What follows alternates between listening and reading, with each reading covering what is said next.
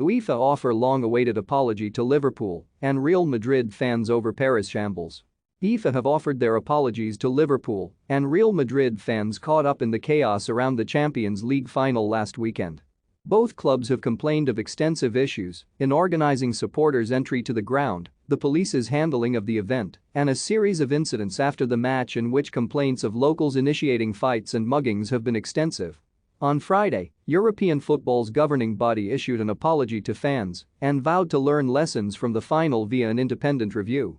A statement read, "UEFA wishes to sincerely apologize to all spectators who had to experience or witness frightening and distressing events in the build-up to the UEFA Champions League final at the Stade de France on 28 May 2022 in Paris, on a night which should have been a celebration of European club football.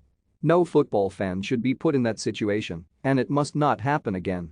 Sponsored Liverpool have already begun collecting fans' experiences of the final after local authorities blamed supporters holding fake tickets as the main cause of the disruption. Real Madrid have also demanded answers from UEFA.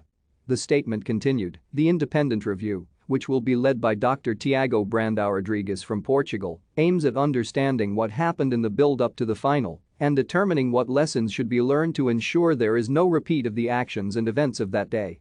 The review will seek to establish a full picture and timeline of what occurred during the day, both within the stadium and the surrounding areas, including examining spectator flows to the stadium via the various access points.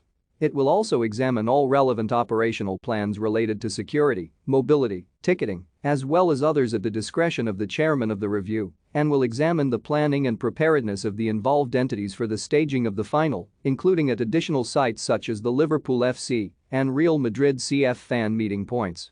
The independent review aims to identify any issues or gaps in the implementation and running of operations and assess the roles and responsibilities of all the entities involved and the adequacy of their response to events in order to make recommendations on best practices for the future for UEFA and the relevant stakeholders."